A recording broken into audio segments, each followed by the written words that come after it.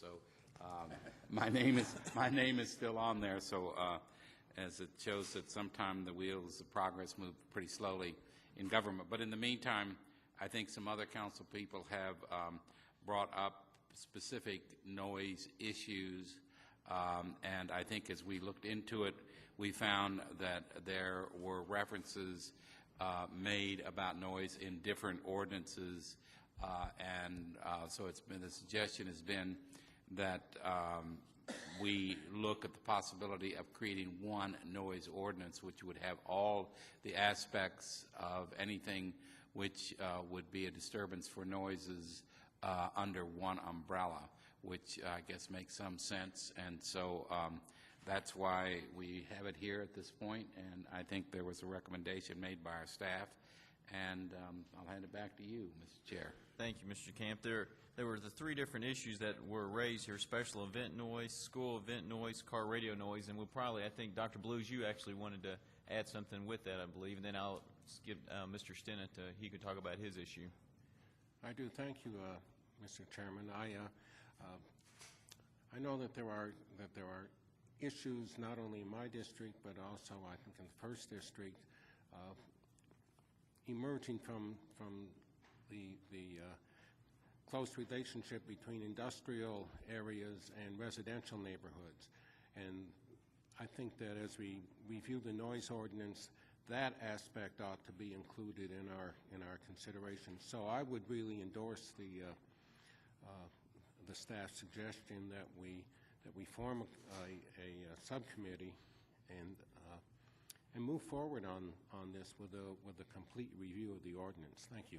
Thank you. I think we're probably going to look at a task force possibly instead of subcommittee, so we can get outside, besides just the council involved. Ms. James? Yeah, just thank you, Councilmember Blues, for throwing in the first district. And he and I have talked about some noise ordinance issue. I always love when you talk about the first. I do. In addition to the industrial being near the residential, one of the primary issues for a resident whose letter I have in hand is the hours of operation or the hours of enforcement of the noise ordinance. And just really briefly, I know we're going to put this into task force. However, this resident could not be here today and has given me just a little brief synopsis of his issue. This resident lives, his backyard is right, his backyard backs up to a scrap yard. So can you imagine what the noise level is like there as scrap is dumped? But here are some of his thoughts.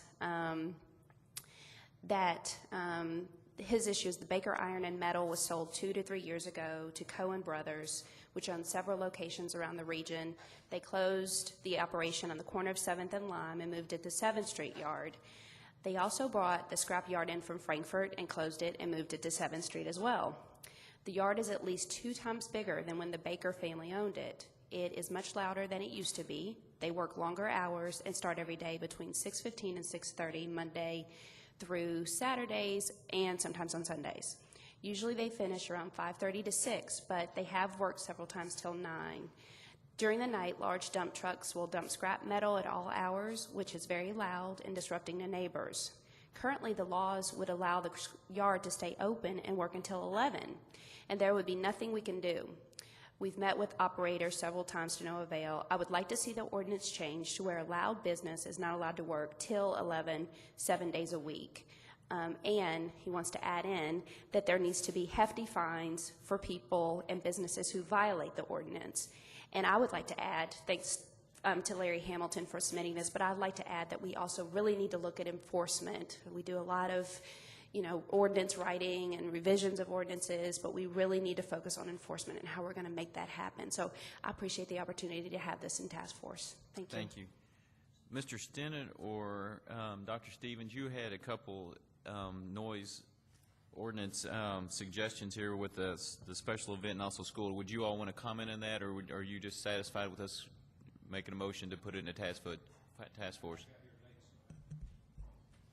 I got here late, so I didn't know what you did, but you're going to create a task force to make some noise about this? Exactly. Okay. My particular complaint was citizen who lives next to to a high school, and maybe you've already talked about this, but they have instituted a new public address things in the high schools, and these people are not interested to know who's being substituted at 10:30 at night. And in between the public address announcer, they play loud music. So it kind of can be heard easily all over the neighborhood. Thank you. But I understand from talking to the commissioner that that school events are exempt. And but it's not clear when I read the ordinance, so I would admonish the task force to look at that carefully. That exemption may need to be clarified. Thank you. Is there any other council members like to speak? Mr. Myers would like at this point to make a motion. Thank you, Mr. Chair. I move that we go ahead and set up a task force to explore all these issues. So moved. Second. We have a motion and a second. Any discussion? All those in favor, would you please vote electronically and say aye? Aye. All those opposed? That passes, and I'll ask the Vice Mayor to set up a task force so that we can look at all these different issues and the noise issues. The next issue on the agenda is the immigration issue, and that was brought to the committee by Mr. Stinnett. And Mr. Stinnett, would you please start this discussion? I know this could be a long discussion. I think, once again, this is probably not something we probably can do just at one council meeting, but what we can do is begin, and we'll probably once again have to look at this as possibly a subcommittee where we're going to have numerous meetings potentially, because I think we need to also get the input of the public also. With that, Mr. Stinnett, would you please start this off for us? Yeah, I'd love to have the immigration discussion. I'm not exactly sure why it's on our agenda today, but I am personally not ready to have this discussed today. But being that if that's your prerogative, if we want to have that discussion, so be it. I'll let you lead the meeting. But what we had planned on is a report from the mayor's office to present to this committee. I don't necessarily want to do a task force. I think this committee is sufficient enough to handle this issue.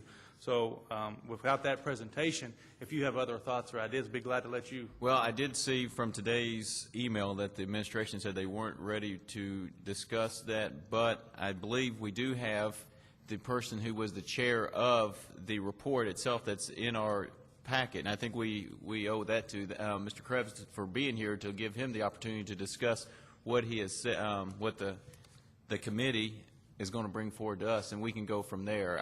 I think we might have set another time for the administration to speak on the behalf of their response to this, but I think it would behoove us at this point to hear from the committee chair that brought through a report. At this time, Mr. Krebs, if you would give us an overview of the report that we have in our packet, I'd appreciate it. And thank you beforehand for all your hard work on doing this. This is not an easy job, and as we've seen from both the federal and the state, there's a lot of work still to be done from both sides, I think. There is. Thank you, Mr. Ellinger. I appreciate the opportunity to be here. If you're not planning to discuss it today, I'd be just as happy to come back at another time. I don't want to, take up any time that you're not prepared or don't want to spend on it. But I would be happy to kind of go through our recommendations, the recommendations that we made to the mayor and the council, and kind of summarize those for you. If you'd like to do that. I think it'd be good if you went ahead and did that, and we can then decide what kind of track we want to go with this. But at least while you're here, you can go ahead and talk about the report itself and what you presented to the mayor and now to the council, if you would. Be happy to do that. It was a very interesting exercise. We met, as you know, beginning in early summer. There were 7 of us on the commission, and we had 2 public meetings which filled this chamber, and then we had 5 or 6 meetings with just the members of the Immigration Commission, when we invited people from various entities within the city, housing people, law enforcement people, educators, people from many different entities within the community. And they came and talked to us about how immigration impacts them, both illegal and legal immigration. At the end of our meetings and discussions, we came up with several recommendations. Do each of you have a copy of the recommendations that we gave out? It was our intent that you would each have those. Basically, the way we organized our report was by listing the recommendations in terms of those which garnered the most votes to those which garnered the least votes, anticipating that those may be the priority order in which you would like to address those issues. There was only one that was unanimously considered by our Immigration Commission, and that was to increase housing code enforcement. One of the major complaints that we heard from the public and that was discussed in our commission was that in several communities where there tends to be a high Latino content and near the universities, there is a problem of overcrowding in housing, which makes some of the homes and some of the dwellings unsafe, unsanitary, also creates a parking problem if there are many people living in a residence who attempt to park on the streets. That was one of the ones that we were the most sympathetic to, actually, that the Commission felt needed to be addressed in some form or fashion. As we looked at some of the housing ordinances, some of the housing codes, it didn't appear to us that we needed more code. It appeared that we needed perhaps to step up enforcement. One of the major complaints was that the housing code people can't enter a home without permission, without appointments. Also that most of the housing code enforcers are through work at 5 o'clock, and most people don't even get home to the home to show the overcrowding until after 5 o'clock. And so a couple of the suggestions that were made and that were discussed by the Commission were that perhaps we could beef up enforcement somehow, provide more training for those who are tasked with enforcing the housing ordinances, as well as perhaps having some work after typical business hours. If any of you have any questions as I kind of summarize through this, feel free to stop me. The second one that also only had one vote in opposition was to create an Office of International Affairs. There are many organizations in the community that work with immigrants, which help them to become more affiliated with the community, more settled in the community, which assist with language instruction, religious organizations that help in bringing refugees into the city and into the community. And it just seemed to us that it might be worthwhile to gather some of those organizations together under some umbrella, and we're not sure what the best umbrella is. For purposes of our recommendations, we suggested that it may go under the city's Office of International Affairs. But to have some scheduled type of organization for those groups to get together to assist in dealing with and continuing to educate the public with respect to the immigration issue. One of the things that we've discovered and that all of the members of the Commission unanimously agreed was that there is a great need for more education of the community with respect to immigration. It's something that causes a lot of fear to some people. It's something that most people don't understand, and many people deal with on an emotional basis rather than on a logical basis. And so we felt like there was a need, and the community would be well served by more education that could also be done by this Office of International Affairs. The third recommendation, and also one which only had one dissenting vote, was that we ensure that the community is complying with our obligations under Title VI. Title VI of the Federal Code requires that services be provided in a prospective user's native language. And there was a fear among some of the members of the Commission that perhaps not enough of our services were being provided in foreign languages. There's a lot of discussion about what languages we ought to provide services in and what needs to be done, but we need to make sure that we are at least meeting the minimum standards of federal Title VI. I guess, could you elaborate just a little more on what Title VI requires us to do? I will. It requires, in simple words, I'm on page 6 of the report. In simple words, it says that meaningful access to government services must be provided by those who are not English language proficient. And then it's discussed later on page 12 of our report. Let me see if I can find something here that will kind of summarize that for you a little bit better. It basically relates to services that are provided, such as fire, ambulance, emergency medical, situations like that, where there may not be someone who can provide those services in a meaningful way in the language of the person who is injured or needs the treatment or the services to be provided.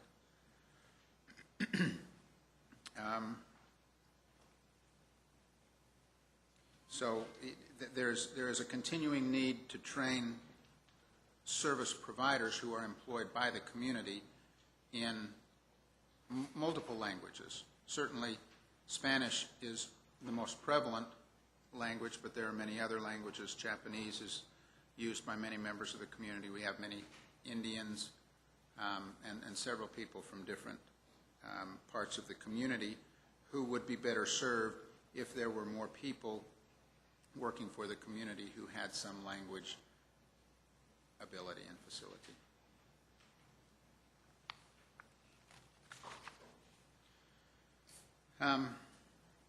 Probably the one which received the most discussion and the most discrepancy of opinion was our recommendation in number 4, sometimes referred to as ICE 287G. It involves the ability of local law enforcement people to enforce federal immigration laws. The federal government did pass a law which allows local government law enforcement agencies to enter into a memorandum of understanding with the federal government, referred to as ICE, the Immigration and Customs Enforcement people. And if the community and ICE enter into a memorandum of understanding, the federal agents will train local agents on how to enforce federal immigration laws. It was the feeling of the majority of the commission that our community would be better served by not entering into a memorandum of understanding and not having our local enforcement people enforcing federal immigration laws. There are federal agents in the area who are tasked with enforcing those laws, and we felt like the community was better served by having a police agency of which the Latino community was not afraid. In other words, if the Latino community were afraid that agents would be asking them for immigration documents whenever they came into the neighborhood, they would be less likely to report crimes, to cooperate with law enforcement agencies in solving crimes that had been committed in the community. And so therefore it was our recommendation, after discussing and looking at this, that the community was safer and that we were better served by not having our local law enforcement agencies deputized to enforce federal immigration laws. Now that one, as you can see, did receive 2 negative votes. The last 3 recommendations that we made all received 3 negative votes, including the mayor's. He came out fairly quickly in stating that he was not in favor of these last 3 recommendations. The first one is that Lexington look at the option of issuing local identification cards to any citizens who choose to obtain one. One of the reasons that this was recommended, one of the hot issues that came up actually while we were discussing this, is that some of our utilities companies would not allow people to have utilities placed in their homes without a driver's license or some form of ID. And many people who are here from a foreign country don't have proper identification. And so it was felt that perhaps following the sample of a community in Connecticut, New Haven, Connecticut, that we could issue local identification cards to help with various things such as obtaining utilities and also helping to identify people who may be victims of crime. So there were several arguments, several people who argued in favor of issuing local identification cards. The main argument in opposition to that was the cost and really a cost-benefit analysis. Do you get a significant benefit which compensates for the cost that might be incurred in implementing a plan of this nature? The sixth recommendation was that we lobby that the city somehow encourage the state to relax its laws with respect to providing driver's licenses for people who do not have proper documents. Again, this was viewed as a public safety issue. It was felt that many people who are here illegally are driving anyway, and so it would be safer for them to receive proper driver's training and get a proper driver's license and insurance rather than continuing to make the situation worse by driving without a license. And the final recommendation that we made was, again, in terms of lobbying, to lobby at the state level that labor laws be more strictly enforced. Many communities, one of the things that we looked at as part of our exercise was what some other communities throughout the United States have been doing with respect to this issue. And one of the laws that many communities and in fact states have been passing is requiring businesses to enforce immigration laws. The federal law already requires that, but the federal government has not been very serious about enforcing that. And so many states and cities now have begun to pass ordinances which allow them to enforce and provide some penalties for companies who continue to hire undocumented workers. And that's basically the gist of our recommendations. We can provide as much detail or as little detail as you'd like, and we'll be happy to be involved in the ongoing discussion with you. Thanks again for all your help in chairing this. And we have some committee members who'd like to ask some questions. Mr. DeCamp? No, I don't have a question. I just have a comment. Mr. Krebs, I certainly want to thank you for the time that you and your 8 committee members have spent on this. We all know it's a very difficult situation, difficult topic to tackle. We see the federal government can't come up with very much, the state can't come up with very much, and I'm glad that we looked at it from a local view, and even though there, as you well know from some of the things we read in the paper, there's a great disagreement on some issues, some agreement on others. And I think as we delve into this, that the work that you all have done will be a very important roadmap to further discussions on this issue. And I want to personally thank all of you who spent the time doing this. It's an important job and something which will benefit this community in the long run as we continue this dialogue on immigration. So thank you very much. Thank you. Ms. James? Thank you, Chair. I just have 2 brief questions. Thank you for all the time. I know it takes a lot of time to come up with 7 recommendations. In working, it's very difficult to get a group to come to consensus or at least to a point of vote. So I appreciate your work. I have a question about 2 of the recommendations. Number 1, the housing code enforcement. Were the issues of trailer parks ever mentioned? Not in our discussions. Okay, all right. Other than in passing, it was felt that there was general discomfort in the community about enforcement of housing ordinances in general, not just with respect to the immigration issue, and so that may have included people who were uncomfortable with things that are going on in trailer parks. Were the comments made to the committee or to the commission from actual residents, or, okay, so, Not residents of trailer parks, but residents of, for example, Cardinal Valley is one Yes. that was referred to frequently in our discussions, and there were many people from the neighborhoods who came and discussed that with us. okay. And the last one I have a question about is the Title VI compliance, number 3 recommendation. Do you know if Title VI is specifically towards those that don't speak English, or is it those that just have, can it be someone that's illiterate as well? So an English speaker that's just illiterate? I don't know the answer. Don't know? Okay. I assume that I think it speaks in pretty broad terms, as many of the federal codes do, and just says that we need to provide meaningful access to government service for those who are not language proficient. Right. And so it could very well include those who are handicapped or unable to read or write. Okay. Well, thank you very much. I appreciate it. Welcome. Thank you, Chair. Mr. Beard? Thank you, Chair. Again, I'd like to thank you also for, you used to meet right next door to my office, and I saw the comings and goings and the late hours in some cases.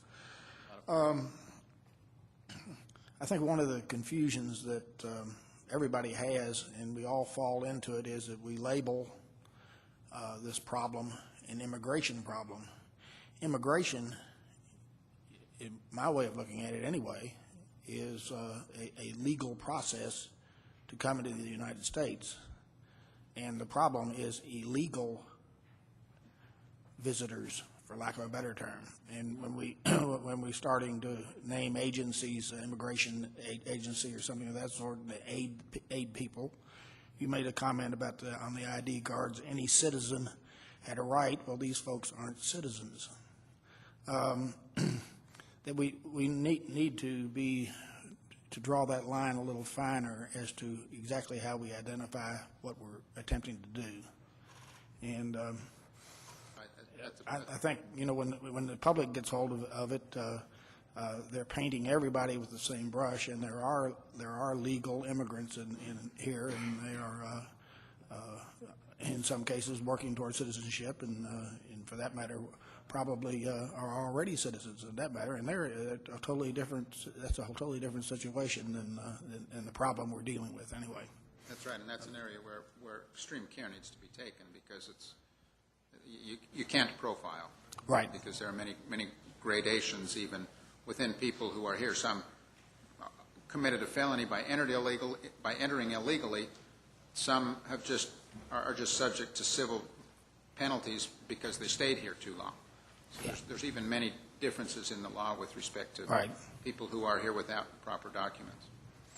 Thank you. Thank you, Chair. Thank you. Mr. Stinnett? Thank you, Chair. Mr. Cribbs, I also want to thank you for coming today.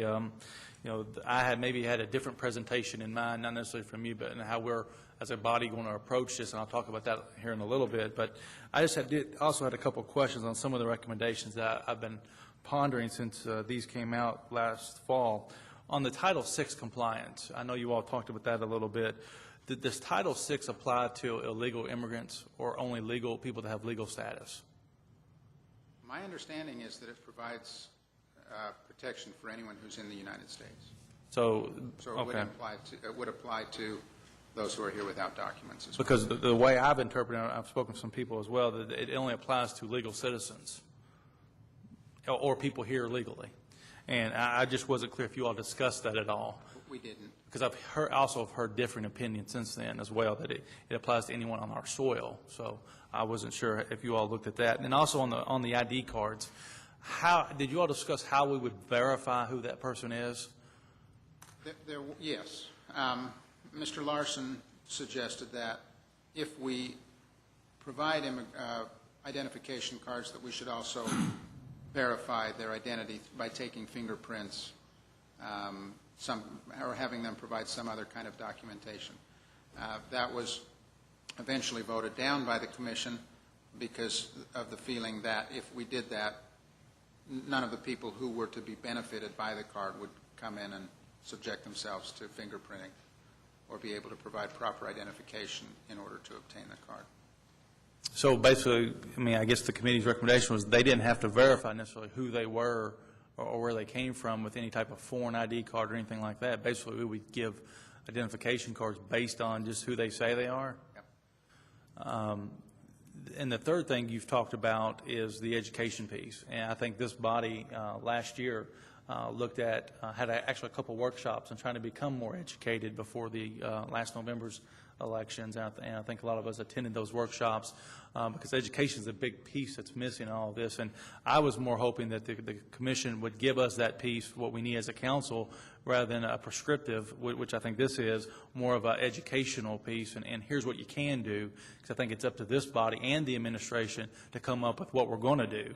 And I think we need to do something. And I think at our next meeting, whether it be next month or when the administration is ready to come back to us within a timely manner, of course, and give us some feedback on what recommendations we're going to proceed with and what other things are out there, I would have a different or a new presentation to give to this body as well during that time. But I think, you know, giving rights to people that I don't even have rights to. I can't even go get a driver's license without showing ID.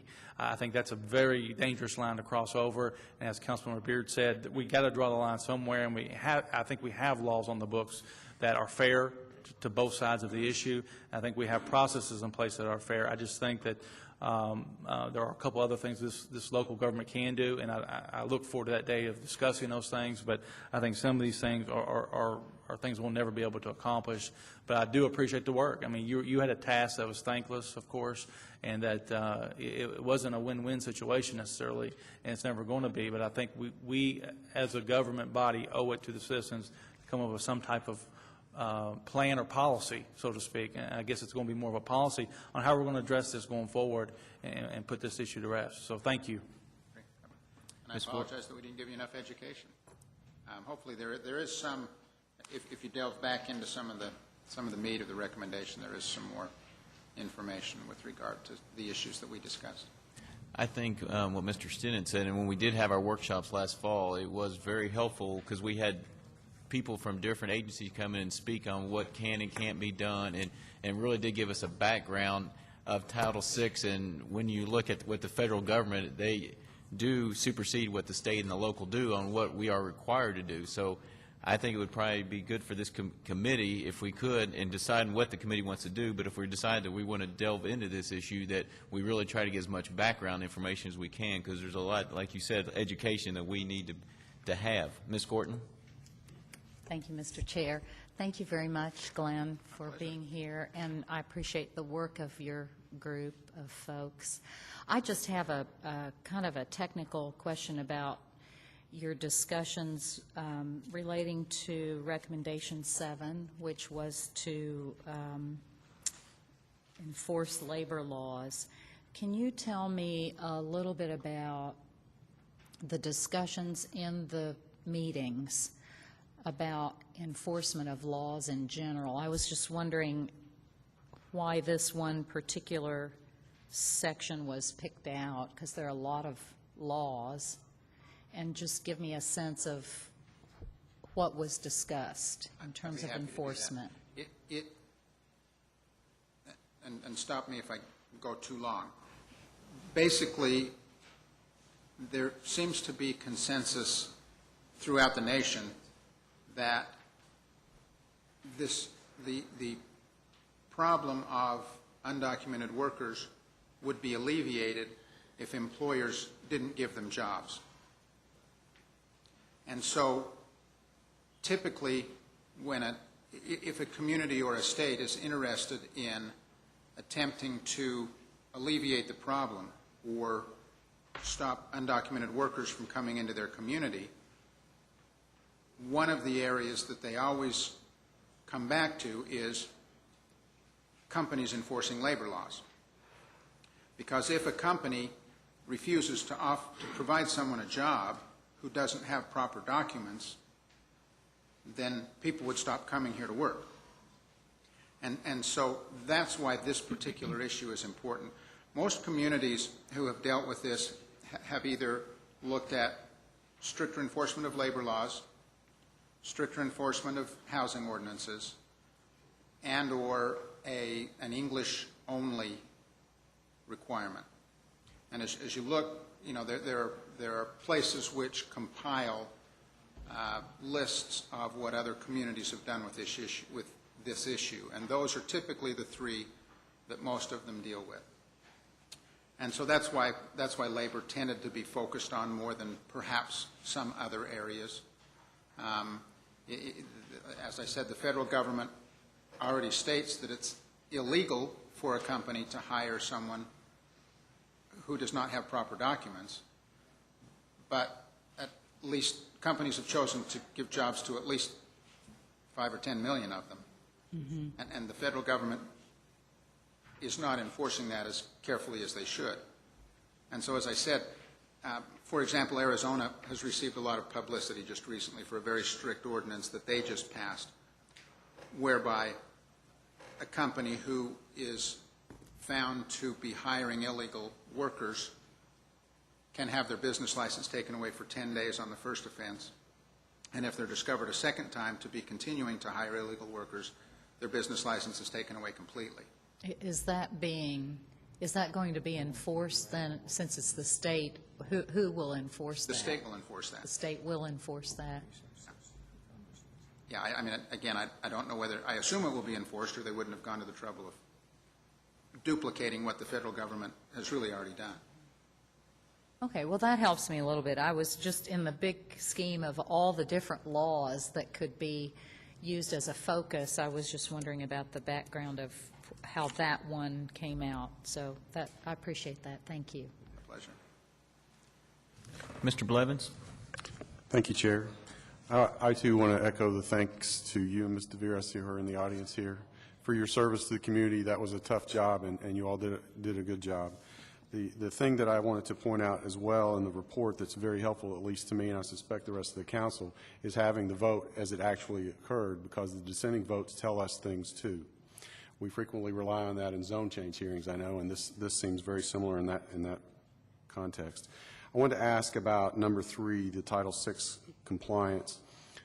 Was the committee aware of the language complexity problem that we have in Lexington? And let me give you an example. I served on a school-based decision-making council at James Lane Allen, which is one of the schools that's heavily affected by this, where my own sons go, by the way.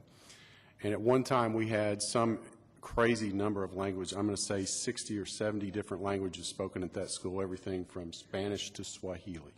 And these are kids that only spoke those languages. Was the committee aware that it's not just Spanish, it's potentially hundreds of languages here in Lexington that we would have to comply with? Yes, we were. We had a representative from the school board on our commission, and she gave a very good report on, I think it was 102 languages exactly that we deal with here in the community. And so, yes, we're aware of the complexity, and you know, so I assume the federal government is too. It's not an easy problem. I know many agencies rely on outside services. Some of the phone companies provide translation services on the spot that you can pay for on an as-needed basis. But for us to staff to 102 languages, it would be impossible. We can't do that. So somewhere in between those extremes is the right answer. Okay. The other one I wanted to ask you about was number 7. I noticed that there was dissent there, including yourself. Could you tell us what the dissent was as to why we shouldn't pursue being a little more aggressive with the business side of the problem? Yeah, my dissent was based on 2 things. First of all, I think federal law preempts states and local entities. There's been litigation in many of the communities who have passed labor enforcement statutes stating that federal law preempts that, and we shouldn't be getting into an area where federal law governs. The other reason that I dissented in this case was because of the cost. I just didn't think it was worth spending whatever money we might spend to lobby at the state level to put a law on the books that may not even be enforceable. Okay, that makes good sense to me. Thank you. Thank you. Are there any other committee members that'd like to ask some questions? Ms. James? Thought of something as we talked about that. Did you have, as we talked about number 7, did you have any business owners that employed undocumented that came to speak to your commission? None of them that admitted it. Okay. We had some who came complaining that their competitors did this and that they felt like we should enforce it so that there was a level playing field for them. But no one came forth and claimed to be employing illegal aliens. And a representative of ICE, did you have no representative of ICE? We did not. We attempted on several occasions to have someone come in from ICE, and they were unwilling to do that in a public forum. I did have a private conversation with ICE, and I think there were 3 or 4 representatives of ICE on the telephone, and we discussed some of the issues and some of the questions that we had. They were not willing to come down and address us. Did they state a reason why? Why they wouldn't do it in a public forum? They didn't. They just said that that was their policy. Okay. I can surmise a lot of reasons, but they didn't state any. Okay. Thank you. Thank you. Any other questions? Actually, that was a question I was going to ask, is why, because I read, and I guess it's on page 13 of the document, that you talk about local enforcement of federal immigration law, and then you go through different points here. And then I guess at the end, on number K, it talks about the Department of Homeland Security, and that there's you had other laws that you could apply before doing ICE and 287G. Could you kind of talk about what those are in number K? Yes. And I'm not, I apologize that I'm probably not as clear on some of these as I should be. The people from ICE, when I was discussing this with them, simply said that that because ICE tends to be costly to a community, that there were other types of programs that could be used to identify criminals who did not have proper documentation.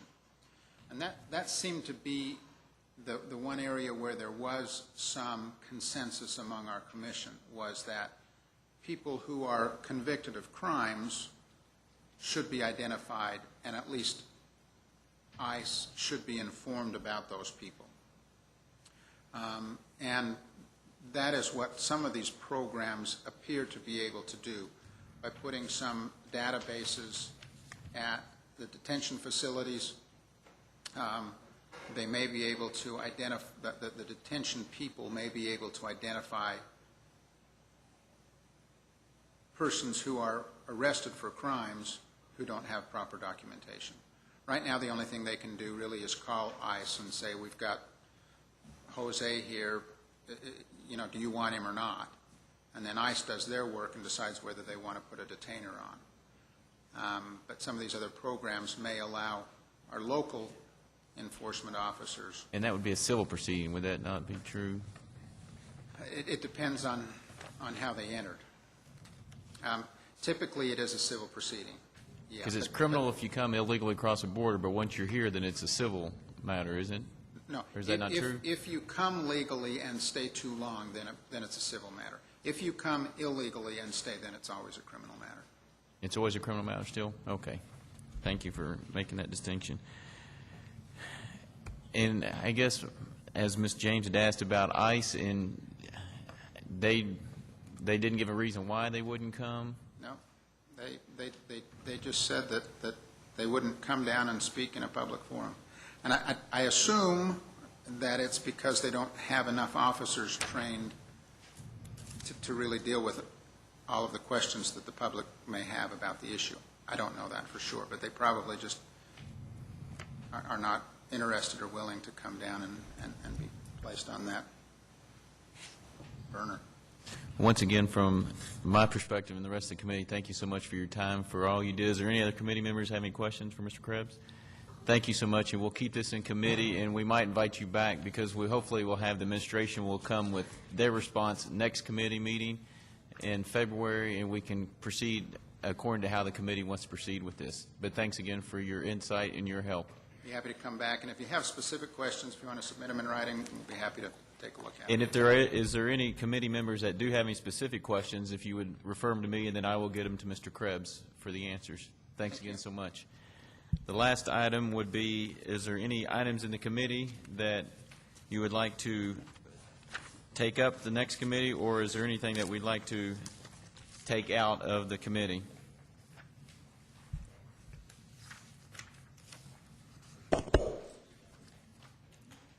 Dr. Blues? Thank you, Mr. Chairman. I think that we might want to take out the mobile home tie-downs question. Paul Schoniger investigated that, and evidently it's covered pretty well in state statutes. Okay, do I have a motion? So moved. We have a motion and a second. Any discussion? All those in favor say aye. All those opposed, we'll take that out. Are there any other items in here that we can take out?